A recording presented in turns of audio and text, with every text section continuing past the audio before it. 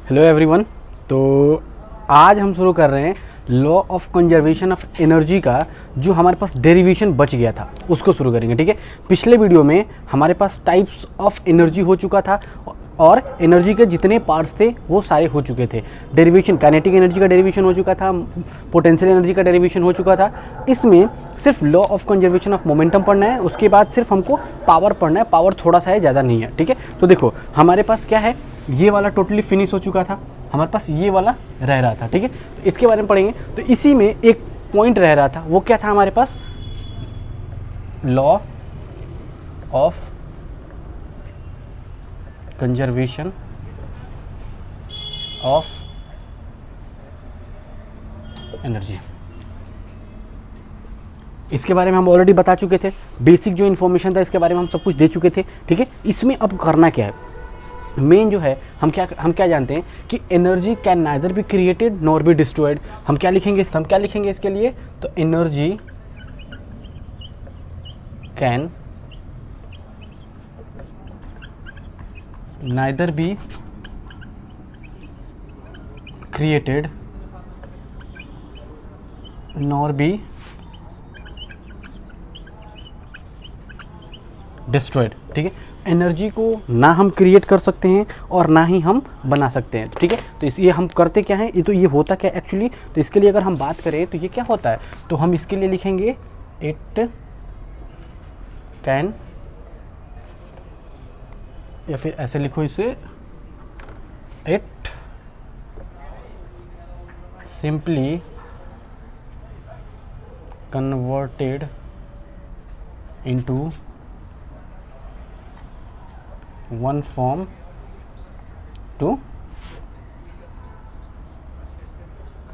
another form। ठीक है, अब ज़रा देखो, इसके लिए हम ऑलरेडी इतना तो हमारा डिस्कस हो चुका था पिछले वीडियो में भी। ठीक है, तो इसका क्या था, हम क्या बताए थे कि एनर्जी को ना हम बना सकते हैं और ना ही हम इसको डिस्ट्रॉय कर सकते हैं। तो वो होता क्या है, एनर्जी अगर हम ऐसे कहते हैं कि हम इतना एनर्जी अपना एग्जॉस्ट कर दिए, मतलब ख़त्म कर दिए, तो क्या होता है, एक फॉर्म से ट्रांसफ़र होकर दूसरी फॉर्म में चला जाता है। जैसे इलेक्ट्रिसिटी की अगर बात की जाए तो इलेक्ट्रिसिटी में क्या होता है, हम कहते हैं कि इतना करंट हम यूज़ किए हैं, इतनी एनर्जी की करंट, इतना एम्पियर का करंट हम यूज़ कर रहे हैं, तो वो क्या होता है, वो भी एक फॉर्म ऑफ एनर्जी के फॉर्म में आता है। ठीक है, तो वो क्या होता है कि जब लाइट करंट की फॉर्म में आता है तो वो किस किस फॉर्म में चेंज होता है। एक तो होता है कि मैकेनिकल में चेंज होता है क्योंकि फैन चलने लगता है, और दूसरा क्या होता है कि हमारे पास लाइट एनर्जी के फॉर्म में चला जाता है। फिर अगर हम टीवी चलाते हैं तो साउंड के फॉर्म में चला आता है, उसके बाद पिक्टोरियल के फॉर्म में चला आता है, मतलब पिक्चर्स भी चलते रहते हैं। ठीक है, तो वो कन्वर्ट होकर डिफरेंट एनर्जी के सोर्स में वो कन्वर्ट हो जाते हैं। ठीक है, तो चलो अब इसके लिए अब हम क्या बात कर रहे थे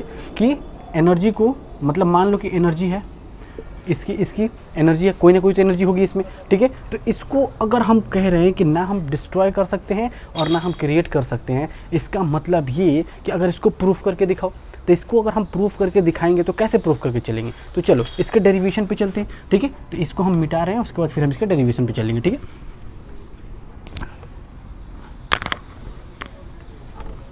देखो अब इसका हमको डेरिवेशन करना है।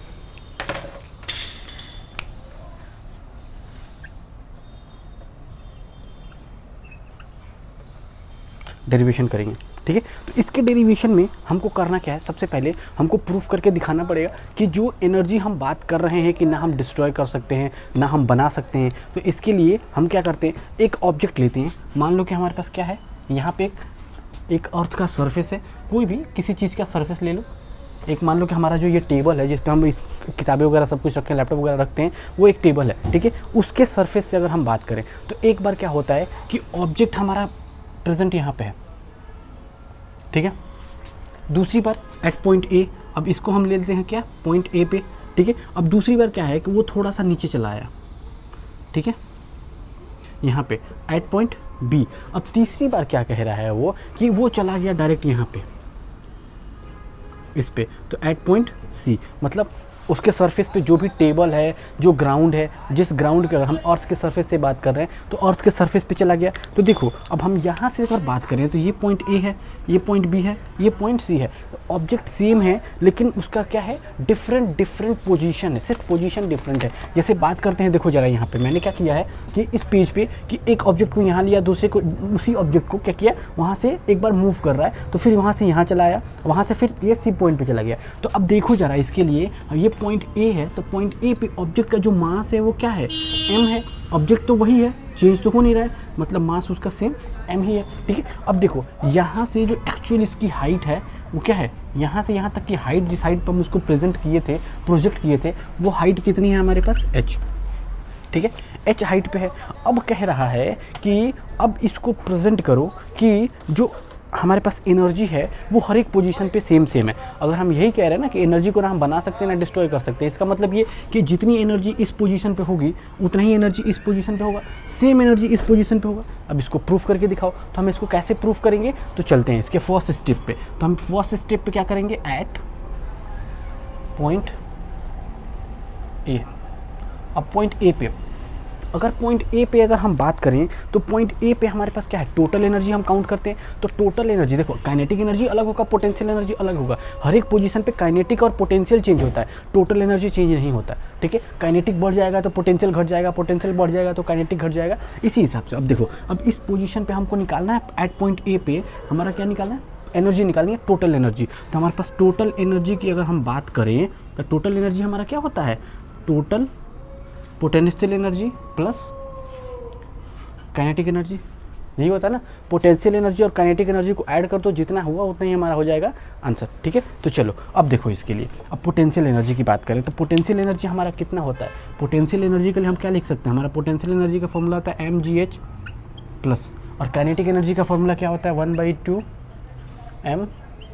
mv², और ये हो जाएगा हमारे पास टोटल एनर्जी, ठीक है। अब ज़रा देखो, अब यहाँ पे देखो काइनेटिक एनर्जी क्या पॉसिबल है इस केस में, इस केस में काइनेटिक एनर्जी पॉसिबल नहीं है। क्यों नहीं है हमारे पास, क्योंकि देखो ऑब्जेक्ट का क्या है कि हम इस ऑब्जेक्ट को फिर लाके यहाँ पे सस्टेन कर दिए हैं, ये मूव भी नहीं कर रही है, या फिर अप डाउन मूव नहीं कर रही है, या फिर हॉरिजॉन्टली वर्टिकली मूव नहीं कर रही है। अगर मूव नहीं कर रही है मतलब क्या है, यहाँ पे u 0 है, v भी 0 है, वेलोसिटी जो हमारे पास है इनिशियल वेलोसिटी का हो या फाइनल वेलोसिटी का हो वो क्या है, 0 है। तो ये जब मल्टीप्लाई करेंगे 0 से तो हमारा क्या हो जाएगा, ये पूरा का पूरा टर्म 0 हो जाएगा। तो मतलब total energy is equal to हमारे पास क्या जाएगा, mgh प्लस 1/2 इंटू मास तो रहेगा उसमें, लेकिन वेलोसिटी क्या है हमारे पास 0, मतलब ये हो जाएगा हमारे पास टर्म 0। तो जब ये 0 मतलब हमारे पास क्या हो जाएगा, total energy is equal to mgh। अब देखो ज़रा, पोटेंशियल एनर्जी भी चेंज होता है, लेकिन देखो ज़रा हमारे पास इस केस में mgh हम चेंज क्यों नहीं कर रहे हैं। बहुत बच्चे सोच रहे होंगे कि सर इसी पे क्यों फोकस कर रहे हैं, इस पे नहीं कर रहे हैं, क्योंकि mgh मास कितना है हमारे पास m, ग्रेविटी कितनी लगेगी इस पोजीशन पे g ग्रेविटी लगेगी, ठीक है। और उसके बाद हाइट कितना है, हाइट टोटल है, h हाइट पे है वो, ठीक है। इसीलिए हमने यहाँ पे लिख दिया mgh और इसको कोई चेंज हमने नहीं किया, ठीक है। तो अब ज़रा देखो यहाँ पे, तो ये हमारा कितना हो जाएगा, ये हो जाएगा 0, ये वाला टर्म हमारे पास टोटल 0। जब ये टोटल 0 तो हमारे पास क्या बचेगा, सिर्फ यही बचेगा। तो हमारे पास टोटल एनर्जी कितनी आ जाएगी, mgh हो गया। और इसको हम लेते हैं क्या, इक्वेशन नंबर 1। क्यों, क्योंकि हमको तीनों पॉइंट का अलग अलग इक्वेशन निकलेगा, ठीक है, और तीनों पॉइंट को हम कंपेयर करेंगे लास्ट में जाके, ठीक है। तो देखो चलो अब इसके चलते हैं इसके सेकंड पोजीशन पे, पॉइंट बी पे क्या होता है। तो फर्स्ट इक्वेशन हमारे पास क्या आया था, हम यहाँ लिख देते हैं, क्या आया था हमारे पास, total energy is equal to mgh, equation number 1। Equation first हमारा ये हो गया, ठीक है। अब चलते हैं हम इसके सेकंड इक्वेशन पे। तो सेकंड इक्वेशन क्या है हमारे पास, at point B, at point B, ठीक है। तो जब एट पॉइंट बी पे आ रहे हैं तो हमारे पास क्या है, हमने लेट कर लिया कि यहाँ से जब यहाँ तक का डिस्टेंस इसने ट्रेवल किया, देखो ज़रा यहाँ पे, यहाँ से इसने यहाँ तक का जो डिस्टेंस ट्रेवल किया हमने लेट कर लिया क्या, x डिस्टेंस इसने ट्रैवल कर लिया। और जब x डिस्टेंस ट्रैवल किया तो यहाँ से यहाँ तक की हाइट हमारे पास कितनी बच गई, अब टोटल हमारे पास h है, h में से अगर x माइनस कर लो तो हमारे पास क्या हो जाएगा, h माइनस एक्स, यही हाइट हो जाएगी, ठीक है। अब देखते हैं इसके फॉर्मूले पे। तो देखो टोटल एनर्जी हमारे पास क्या हो जाएगा, टोटल एनर्जी की अगर हम बात करें, ये हो जाएगा टोटल एनर्जी, देखो ई टोटल। तो टोटल एनर्जी की अगर हम बात करें तो हमारे पास क्या हो जाएगा, total potential energy plus kinetic energy, यही फॉर्मूला होता है हमारे पास। अब ज़रा देखो तो total energy is equal to, इसके लिए क्या हो जाएगा, एम जी एच, फॉर्मूला तो यही होता है, प्लस 1/2 एम वी का स्क्वायर। चलो देखो अब ज़रा, अब कह रहा है इस केस में हमारे पास क्या है, जो v की वेलोसिटी, जो वेलोसिटी v स्क्वायर है वो जीरो नहीं आएगा। अब क्यों नहीं आएगा जीरो, क्योंकि अब जरा देखो ये इस वेलोसिटी से मूव भी कर रहा है, मूव करके आया है, ठीक है। तो इस केस में वेलोसिटी जीरो नहीं होगा। इस केस में क्या था, ये स्टेबल था, ये स्टेबल था, यहीं पे फिक्स था, मतलब वेलोसिटी जीरो था इसके लिए। लेकिन इस केस में वेलोसिटी जीरो नहीं आ रहा है, क्यों, क्योंकि ये वेलोसिटी से नीचे भी आ रहा है। तो जिस वेलोसिटी से नीचे आएगा वो वेलोसिटी तो कुछ ना कुछ तो होगा। तो इसके लिए हम पहले वेलोसिटी निकाल लेते हैं, क्या होता है। तो हमारे पास देखो गिवन क्या क्या दिया है इसके लिए, तो हमारे पास क्या है, फ्री फॉल की केस है, तो u is equal to zero, G is equal to हमारे पास क्या हो जाएगा, G is equal to positive, ठीक है। और उसके बाद कह रहा है हमारे पास कि हाइट हमारे पास कितना है, हाइट यहाँ से यहाँ तक जो डिस्टेंस कितना है, डिस्टेंस हमारे ट्रेवल करता है, डिस्टेंस हमारे पास हो जाएगा x, और वो वहाँ पे उसके बाद हमारे पास और क्या हो जाएगा, एक्सेलरेशन इज इक्वल टू हमारे पास कितना हो जाएगा g।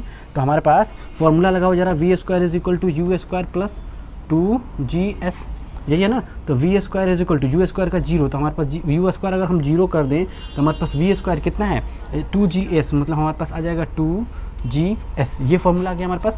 देखो वी स्क्वायर की वैल्यू निकल गई हमारे पास, वी स्क्वायर की वैल्यू निकल गई। अब देखो यहाँ पे वैल्यू पुट करो सबकी, तो ई टोटल, अब देखो मास तो हमारे पास सेम है, कोई चेंज नहीं होगा, प्लस हमारे पास हाइट कितना है, हाइट इस बार देखो जरा, ग्रेविटी भी हमारे पास सेम है, ग्रेविटी में भी कोई चेंज नहीं है, लेकिन हाइट चेंज हो गया। पहले हाइट टोटल था इतना, अब हाइट कितनी है, h माइनस एक्स, ठीक है।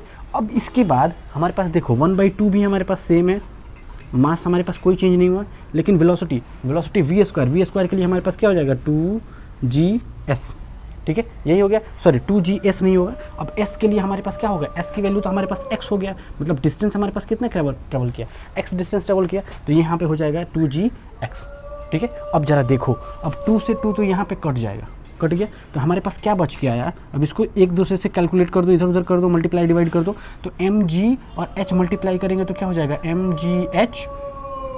mg को h से मल्टीप्लाई करेंगे तो mgh minus plus minus, mg को x से मल्टीप्लाई करेंगे तो हो जाएगा mgx, ये हो जाएगा प्लस, mg को मल्टीप्लाई करेंगे, m को मल्टीप्लाई करेंगे gx से तो हो जाएगा mgx, हो गया। अब ज़रा ध्यान से देखो, ये माइनस का mgx और ये प्लस का mgx कट गया, तो जब ये कट गया तो हमारे पास बचा क्या, E total is equal to mgh, देख लिए जादू, यहाँ पे भी था क्या mgh, यहाँ पे भी दूसरा इक्वेशन में भी क्या गया, ई टोटल, इस पोजीशन पे भी हमारा आ गया कितना है mgh, इसको हम इक्वेशन ले लेते हैं 2, ठीक है। अब जरा देखो इक्वेशन 1 में भी हमारे पास क्या आया था mgh, इक्वेशन 2 में भी हमारा कितना आया था mgh।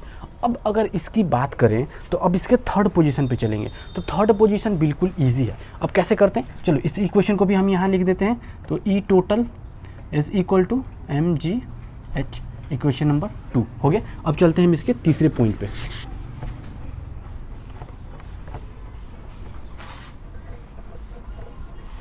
अब जरा देखो एट पॉइंट सी, अगर एट पॉइंट सी की बात करें तो ई टोटल हमारे पास कितना हो जाएगा, चलो ई टोटल की अगर बात करें तो हमारे पास ई टोटल कितना हो जाएगा,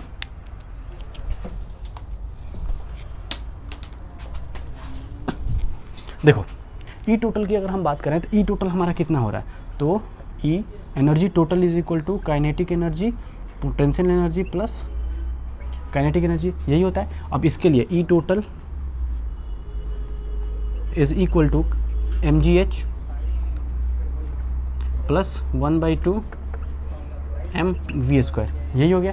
अब जरा देखो इस केस में भी क्या है, वेलोसिटी से मूव तो कर रहा है, इसमें भी हमको v निकालना पड़ेगा, तो जरा देखो इस केस में भी हमारे पास क्या हो जाएगा, u इज इक्वल टू 0, क्योंकि फ्री फॉल हो रहा है इसमें भी, ठीक है, ऊपर से नीचे की तरफ आ रहा है, तो फ्री फॉल के केस में हमारे पास क्या हो जाएगा, u 0 हो जाता है।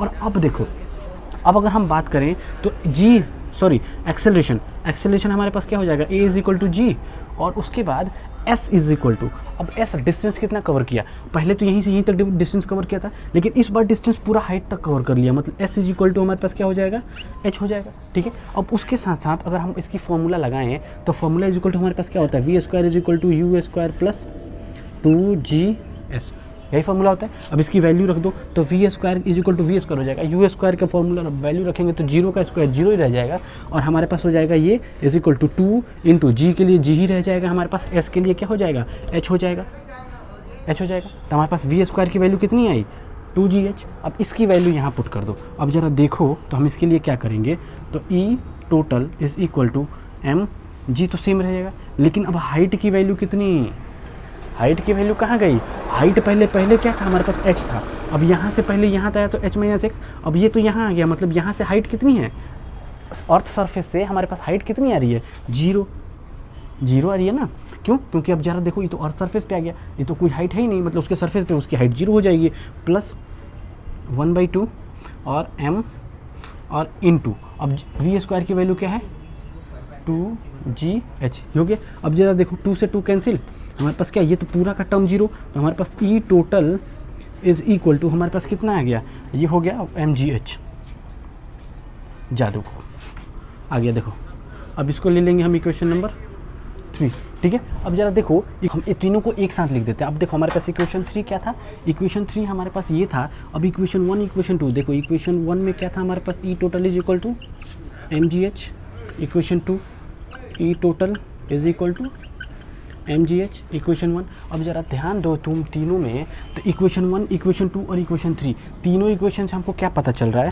तो हम यहाँ क्या लिखेंगे, from equation 1 2 and 3 we can say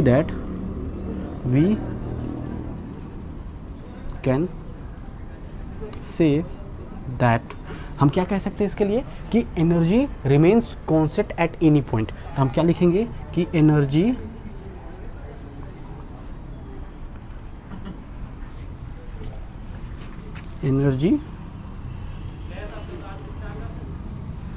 remains constant at any point. आ गया, देखो प्रूफ हो गया हमारे पास। हम क्या पढ़ रहे थे, एनर्जी जो था वो हम क्या बोले थे तुमको कि एनर्जी किसी भी पॉइंट पे कांस्टेंट होता है। हमको इसे प्रूफ करना था, तो प्रूफ हम क्या करेंगे इसके लिए, तो प्रूफ हमारे पास क्या है, देखो ज़रा यहाँ पे हमने तीनों इक्वेशन अलग अलग किया। हमने क्या किया, पहले एक पॉइंट यहाँ पे, दूसरा पॉइंट यहाँ पे, तीसरा पॉइंट यहाँ पे। अब तीनों पॉइंट को जब हम निकाल रहे हैं, इस पॉइंट की एनर्जी अगर हम निकाले हैं तो भी हमारे पास कितना आया है, ज़रा देखो MGH।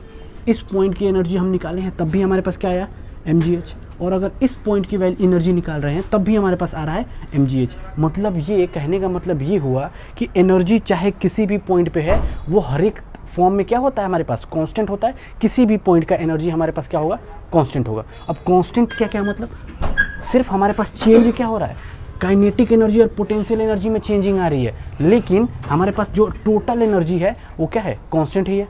ठीक है, इसमें कोई डिफरेंस नहीं आ रहा है, मतलब total energy remains constant at any point. ठीक है, ये डन। अब ये हो गया। अब हम चलते हैं, अब इसके बारे में अब हम पढ़ेंगे क्या। अब पावर है, छोटा सा पावर का है, ज़्यादा बड़ा नहीं है, पावर है। देखो अब हम पढ़ते हैं पावर के बारे में। तो पावर जो है हमारे पास, उसमें क्या था, देखो एनर्जी खत्म हो गया, वर्क खत्म हो गया, एनर्जी खत्म हो गया। अब हमारे पास बचा क्या है, ओनली पावर। तो यहाँ पे हमारे पास एक और इसमें था पावर।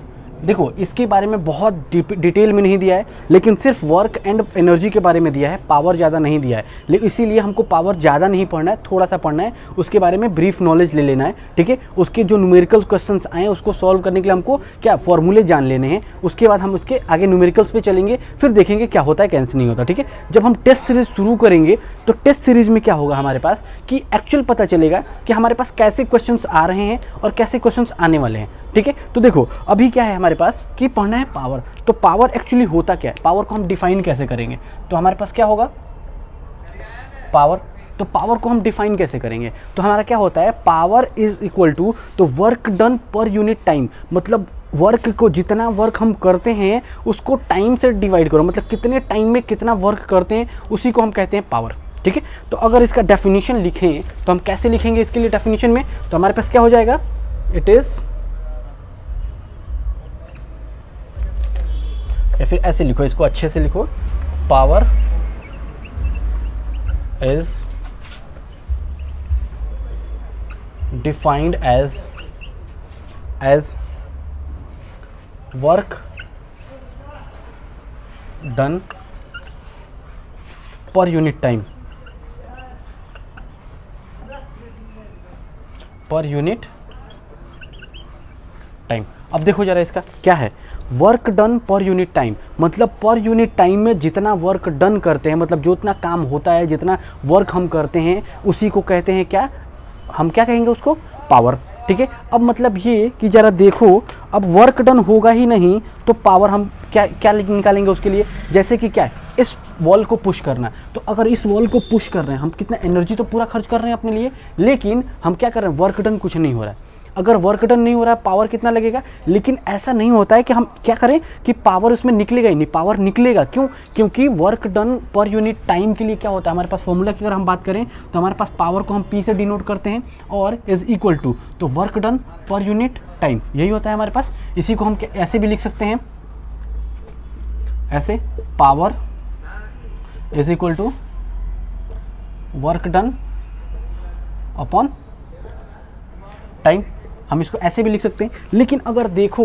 तो जो वर्क डन होता है उसी की कैपेसिटी को हम क्या कहते हैं, हम कहते हैं एनर्जी। तो मतलब या क्या कि जो वर्क डन हो रहा है उसकी कैपेसिटी को हम क्या कहेंगे, हम कहते हैं एनर्जी। तो हम क्या पावर को ऐसे भी तो लिख सकते हैं, power is equal to energy upon time, ये भी होता है। ठीक है, तो मेन जो होगा वो हम न्यूमेरिकल के केस में यूज़ करते हैं। ठीक है, अदरवाइज हम ये यूज़ ज़्यादा नहीं करते हैं। क्यों? अब देखो क्या होता है कि वर्क डन हमको जब भी पावर निकालने को कहेगा तो या तो हमको वर्क डन दे रखा होगा या तो एनर्जी दे रखा होगा। जो भी दे रखा हो, वर्क डन दे रखा हो तो भी टाइम से डिवाइड कर देंगे, हमारा पावर निकल जाएगा। और अगर एनर्जी दे रखा हो तब भी हम पावर से डिवाइड कर देंगे, हमारा क्या, सॉरी, टाइम से डिवाइड कर देंगे, हमारा क्या निकल जाएगा, एनर्जी निकल, सॉरी, पावर निकल जाएगा हमारे पास। तो पावर निकालने के लिए हम क्या कर सकते हैं, हम चाहें तो W upon T, work done upon time, या फिर एनर्जी अपॉन टाइम, दोनों में से कोई भी यूज़ कर सकते हैं। ठीक है, अब चलते हैं इसके SI यूनिट पे। तो अगर SI यूनिट की बात करें तो जरा देखो, एनर्जी का SI यूनिट क्या होता है, जूल, जूल, और टाइम का SI यूनिट क्या होता है, सेकंड। तो जूल पर सेकंड, अगर हम ऐसी बात करें तो इसको हम ऐसे लिख सकते हैं, जूल पर सेकंड, और इसी जूल पर सेकंड को हम क्या कहते हैं, वॉट कहते हैं। तो हमारे पास SI यूनिट की अगर हम बात करें तो SI यूनिट इज, पहले तो हम इसको ऐसे लिखेंगे, जूल पर सेकंड, जूल पर सेकंड, या इसी को हम क्या कहते हैं, वॉट, जिसको हम रिप्रेजेंट कैसे करते हैं, watt is represented as capital W, capital W। Watt को हम कैसे रिप्रेजेंट करते हैं, कैपिटल W से। ठीक है, तो देखो अगर ये हो गया तो अब अगर हम बात करें कि देखो इसमें कभी कभी क्या पूछता है कि एवरेज, बहुत सारे पावर दे रखे होंगे या फिर बहुत सारे हमारे पास क्या एनर्जी दे रखा होगा और टाइम सबका दे रखा होगा कि इतना अगर वर्क डन करने का, फर्स्ट वर्क W1 करने के लिए हमारे पास कितना टाइम लग रहा है, T1 टाइम लग रहा है, W2 करने के लिए हमारे पास T2 टाइम लग रहा है। तो हमारे पास एवरेज पावर क्या होगा, तो एवरेज पावर हम कैसे निकालेंगे, तो देखो इसके लिए हम यहाँ लिख देते हैं, तो फॉर एवरेज पावर, तो एवरेज पावर के लिए हमारा क्या होता है, तो जितने भी हमारे पास वर्क डन दिए होते हैं तो W1 plus W2 plus W3 plus dot dot dot, जहाँ भी हमको जितना भी दिया होगा सबको ऐड कर देंगे और सबको डिवाइड कर देंगे किससे, T1 plus T2 plus T3 plus dot dot dot, जो भी हमको दिया है, मतलब जितने भी टाइम दिए हैं उसको और जितना वर्क डन दिया है सबको ऐड कर दो और सबको एक दूसरे से डिवाइड कर दो, जो आएगा वही हमारा हो जाएगा क्या, एवरेज पावर। ठीक है, तो देखो अब ये हो गया। अब इसके लिए अगर हमको सिर्फ न्यूमेरिकल वगैरह पूछेगा तो न्यूमेरिकल के लिए हम क्या यूज़ करेंगे, तो न्यूमेरिकल के लिए हमारे पास कौन कौन से फॉर्मूला थे, अभी अभी हमने लिखा था न्यूमेरिकल के लिए फॉर्मूला। तो न्यूमेरिकल के लिए हमारा फॉर्मूला कौन कौन सा हो जाएगा, देखो सिंपल सा। तो अगर हमको पावर निकालना है तो हमारे क्या हो जाएगा, या तो हम लिखेंगे वर्क डन अपॉन टाइम, या तो इसी को हम लिखेंगे क्या, एनर्जी अपॉन टाइम। ठीक है, हो गया। अब ज़रा देखो हम वर्क डन को क्या कहते हैं, वर्क डन को, तो देखो जरा वर्क डन, तो हम इसके लिए क्या लिख सकते हैं, वर्क डन के लिए अगर हम बात करें तो हम वर्क डन का फॉर्मूला क्या यूज़ करते थे, force into displacement upon time, यही था हमारे पास। अब एक बात बताओ कि displacement upon time, displacement upon time, motion में चलो सीधे मोशन में, तो डिस्प्लेसमेंट डिस्टेंस और डिस्प्लेसमेंट होगा हमारे पास। जो डिस्टेंस होगा फोर्स इंटू डिस्टेंस हो गया, force into displacement upon time, तो डिस्प्लेसमेंट अपॉन टाइम को हम क्या कहते थे, वेलोसिटी। तो हमारे पास क्या हो जाएगा इसके लिए, तो अगर हम पावर की बात करें तो हम ये भी यूज़ करते हैं, फोर्स इंटू वेलोसिटी। अगर मान लो कि हमको कह दे क्वेश्चन कि हमारे पास क्या है, फोर्स दिया है कितना 10 न्यूटन का, और वेलोसिटी हमको दे रखा है 12 मीटर पर सेकंड का, तो हमको पावर निकाल के दिखाओ। तो पावर के लिए हमारे पास फॉर्मूला क्या होता है, फोर्स इंटू वेलोसिटी। तो हमारे पास फोर्स कितना है 10 न्यूटन का, और इंटू वेलोसिटी कितना है 12 मीटर पर सेकंड का। तो हमारे पास ज़रा देखो, अब हम क्या करेंगे, पावर इज इक्वल टू क्या हो जाएगा 10 तो मतलब 120, ये हो जाएगा 120, और मल्टीप्लाई करेंगे तो 120, और ये हो जाएगा वॉट, ये हो जाएगा हमारा आंसर। या तो पूरा वॉट लिख दो WATT, या फिर W सिर्फ कैपिटल W लिख दो, उससे भी हम रिप्रेजेंट करते हैं वॉट को, ठीक है। अब देखो, अब हम चलते हैं थोड़ा कॉमर्शियल यूनिट पे। तो कॉमर्शियल यूनिट में जो हम यूज़ करते हैं वो मेनली क्या यूज़ करते हैं उसके बारे में बात कर लेते हैं, ठीक है। तो देखो, कॉमर्शियल यूनिट जब भी होता है, हम तो घरों में जो यूज़ करते हैं तो वो क्या होता है, एम्पियर होता है, वॉट होता है, वोल्ट होता है, ये सब हम घरों के लिए यूज़ करते हैं। लेकिन वही अगर हम कॉमर्शियल यूनिट में चले जाएँ, तो जैसे कि हम कहीं कंपनी वगैरह में देखें तो वो क्या होता है, हमारे पास वो कहता है कि HP, हॉर्स पावर, ठीक है, या फिर हमको कहता है किलोवाट, ठीक। तो हॉर्स पावर क्या होता है और किलोवाट क्या होता है, तो अगर हम देखें तो 1 किलोवाट इज इक्वल टू हमारे पास कितना होता है 1000 वाट। और वही अगर हम इसकी बात करें 1 HP, तो 1 HP इज इक्वल टू हमारे पास क्या होता है 746 वाट। तो याद रखना, ये दोनों बातें दिमाग में बैठा लेना। और देखो, अब एक बात और, अब जब भी हम बात करेंगे तो एक यूनिट होता है 1 किलोवाट आवर का। अगर हम टाइम की बात करें तो एक होता है हमारे पास क्या, एक जगह हम यूज़ करते हैं 1 किलोवाट आवर। देखो ज़रा, अब ये HR अगर नहीं तो हम किलोवाट आवर भी देखते हैं। तो 1 किलोवाट आवर में अगर हम बात करें तो इसके लिए हमारा क्या होता है, अगर जूल में अगर कन्वर्ट करें तो ये होता है हमारे पास क्या 3.6 इंटू 10⁶ जूल। 1 किलोवाट आवर के लिए इतना होता है। तो ये 1 kilowatt hour is equal to इतना, और 1 किलोवाट आवर को ही कहते हैं 1 यूनिट, और इसी को ही हम कहते हैं 1 किलोवाट आवर को ही कहते हैं क्या 1 यूनिट, ठीक है। ये हमेशा याद रखना कि 1 यूनिट इज इक्वल टू क्या होता है, 1 unit is equal to 1 kilowatt hour. और ये हमारे एक न्यूमेरिकल में भी है, जब हम एक्सरसाइज के न्यूमेरिकल करेंगे उसमें 1 यूनिट का जिक्र किया है, और जब तक इसको पता नहीं होगा तब ये निकालेंगे नहीं।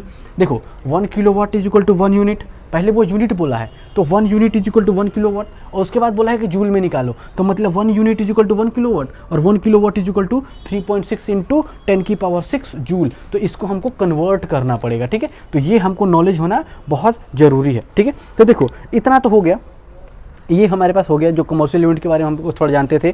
तो हम इसकी, ये क्या है हमारे पास, ये सारे कमर्शियल यूनिट्स, ये सारे हमारे पास थे कमर्शियल यूनिट्स, ठीक है।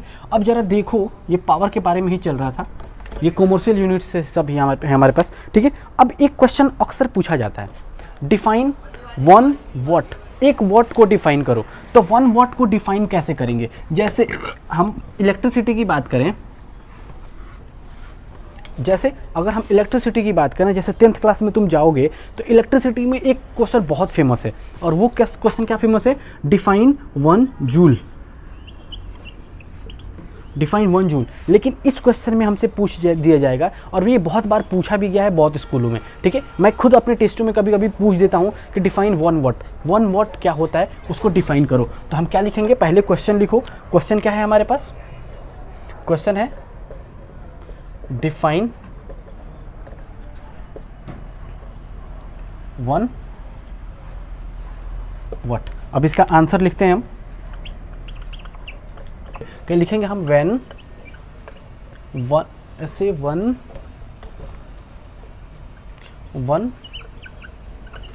जूल ऑफ वर्क डन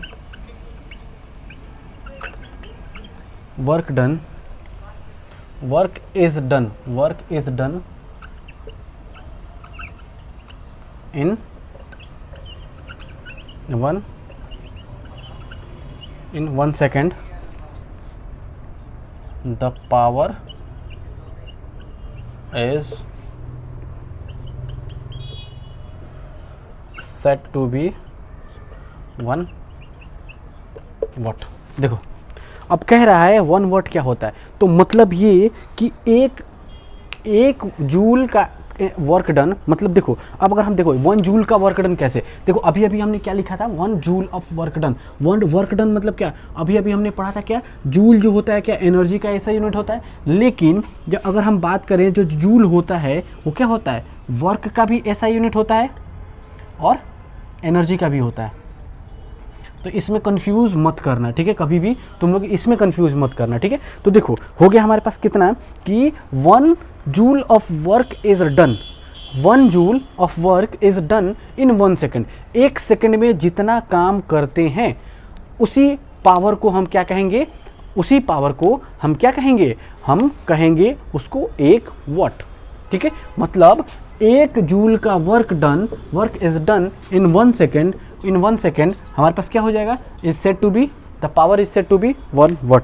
वाट क्या होता है, पावर होता है। अब पावर को हमको डिफाइन करना है 1 वाट पावर को, तो 1 वाट पावर को अगर हम डिफाइन करेंगे तो हम क्या लिखेंगे, सिंपल सा कि 1 वाट का पावर उसे कहेंगे जो हमारे पास 1 जूल का वर्क डन हो जाएगा 1 मिनट 1 सेकेंड में।